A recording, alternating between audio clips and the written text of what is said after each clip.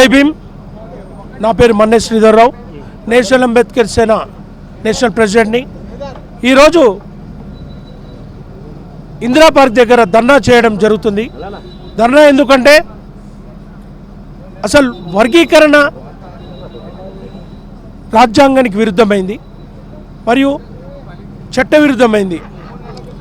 రేవంత్ రెడ్డి గారి సర్కార్, కాంగ్రెస్ ప్రభుత్వం చేవెళ్ళ డిక్లరేషన్లో వర్గీకరణ చేస్తా అని చెప్పింది, చేసింది.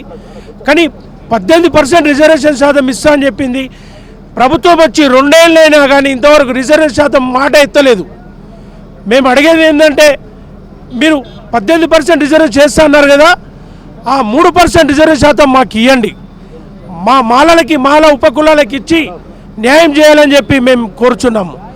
అలాగే మందకృష్ణ మాదిగ గారు కాంగ్రెస్కు ఓటేయద్దని చెప్పి బహిరంగ ప్రకటన చేశారు. కానీ మీరు మాత్రం కాంగ్రెస్కు నెత్తినెత్తుకుంటున్నారు. మాలలు మీకు కాంగ్రెస్ పార్టీకి, ఇందిరాగాంధీ గారి ప్రభుత్వం నుంచి ఇప్పటి వరకు మాలలంతా కాంగ్రెస్ పార్టీకి అనుకూలంగా ఉన్నారు. మొన్న కేసీఆర్ గారు 10 ఏళ్ళు ఉంటే కాదని చెప్పి మేము కాంగ్రెస్ పార్టీకి గెలిపించుకున్నాం. కానీ మీరు మాకు చేసింది మాత్రం చాలా అన్యాయం. ఎందుకంటే మొన్న మీరు రోస్టర్ విధానం ప్రవేశపెట్టారు. 16% ఉన్న రోస్టర్ పాయింట్లను 22% పెంచారు.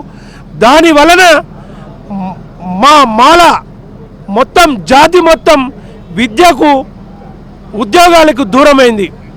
మొన్న శాతవాహన కాలేజీలో కానీ, మన ఇంజనీరింగ్లో కానీ, డెంటల్లో కానీ మొత్తం మా మాలలకి అసలు ఒక్క సీటు కూడా రాకుండా చాలా నష్టపోయారు.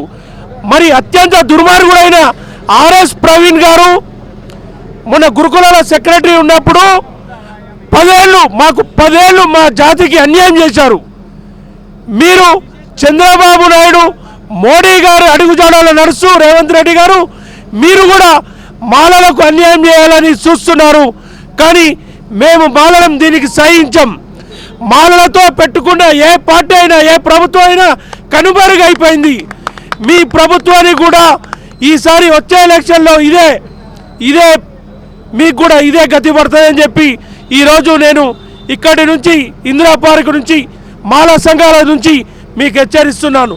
ఇప్పటికైనా మీరు రోస్టర్ పాయింట్లను 22 నుంచి 16% తగ్గించకుంటే, ఈ శీతాకాల అసెంబ్లీ సమావేశంలో మీరు ప్రకటన చేయకుంటే మేము అసెంబ్లీ ముట్టడిస్తామని చెప్పి అన్ని సంఘాలతో హెచ్చరిస్తున్నాం. జై భీమ్, జై మాలా.